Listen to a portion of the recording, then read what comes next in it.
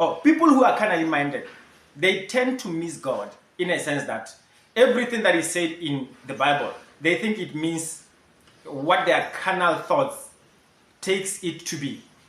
Whereas it means actually something that is very different. Let us go into Ephesians chapter 1 verse 18. It says, I pray that the eyes of your heart may be enlightened, in order that you may know the hope to which he has called you, the riches of his glorious inheritance in the holy people.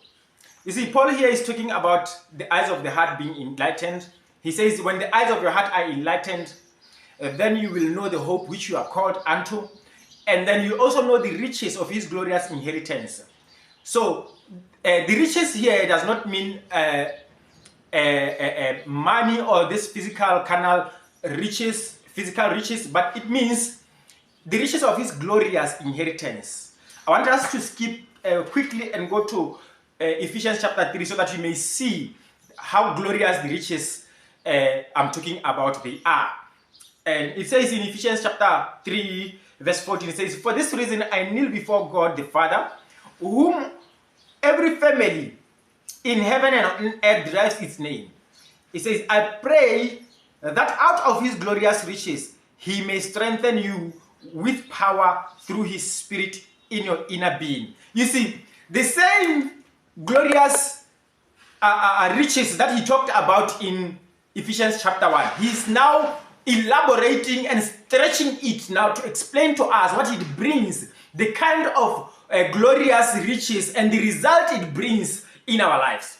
And he says that riches of his glorious inheritance, glorious riches of his glorious may strengthen you with, it says it may strengthen us with power and give us that strength through his spirit in our inner being. The riches of his glorious inheritance, they bring us strength, they bring us power in our inner man. It is not the carnal riches, brethren. It is the spiritual riches which are peculiar, are found only in the children of God.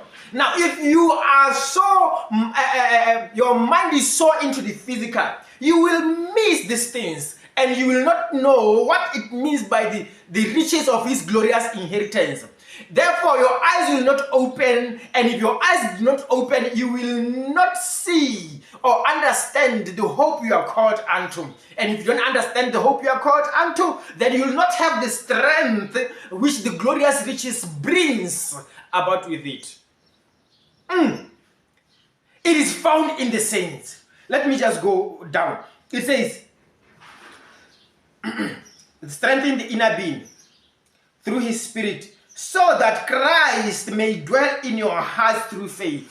And there is the indwelling of Christ that comes through the riches of his glorious inheritance.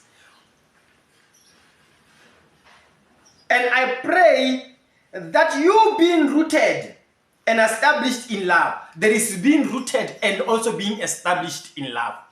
In the riches, it says they flow out of these glorious riches. These things, there is being rooted. You become firm in your spirit man. You become powerful in your spirit man and rooted with love.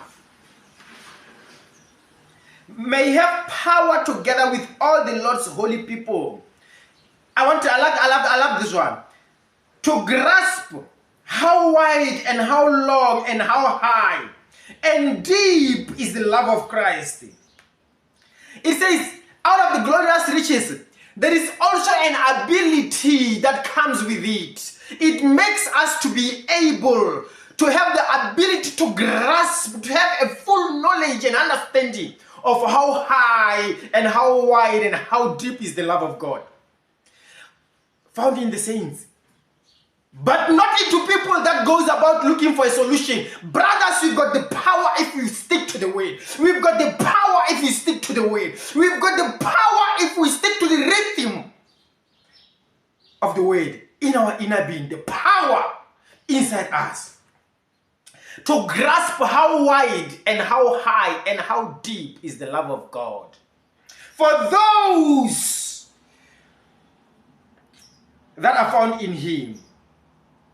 Verse 19, And to know this love that surpasses knowledge. Nah. Many Christians don't know the love that surpasses knowledge. That out of the riches there is this love that surpasses knowledge. It surpasses knowledge. And we go around looking for physical, turning the glorious riches of God in our carnal mind into the physical. It is very cheap. What God has in this riches, glorious riches, brothers and sisters, flesh cannot give, nothing cannot give, money cannot give. That is why they are called the glorious riches. Let me conclude. That you may be filled and to know this love that surpasses knowledge, that you may be filled to the measure of all the fullness of God. Brothers and sisters, you will now, through the riches of His glorious inheritance, you get filled to the fullness and the measure of the fullness of God. You become as full with God as the same way God is full with Himself. You come to the brim, full with God. Now, to Him, this one I love this one. To Him who is able to do exceedingly immeasurably more than all we ask or imagine, according to His power that is at work within us. You see, He says, this power, it is one that enables the power which is in us. The power that is in us enables God to be able to do immeasurably, exceedingly, abundantly more than you can possibly ask, think, or imagine. And God is not been able to do into other people above abundantly. He has not been able to do immeasurably and abundantly more than they ask or think. Because they have got no power in them. He says He does that according to the power that dwells inside us. In accordance to the power that dwells in us.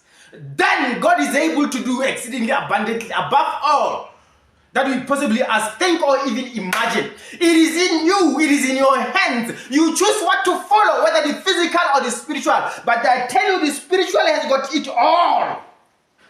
Has it all. It has everything that you are looking around. But if you can focus in the rhythm of the revelation of Christ, God bless you so much. I am excited with these things. I feel the power of God. Father, I pray for these people that are listening right now in the name of Jesus. I pray that may the power of God change how they see the word. May they change. May this power that I feel right now, Lord, be rhythmical unto them in the mighty name of Jesus. May they receive in the name of Jesus.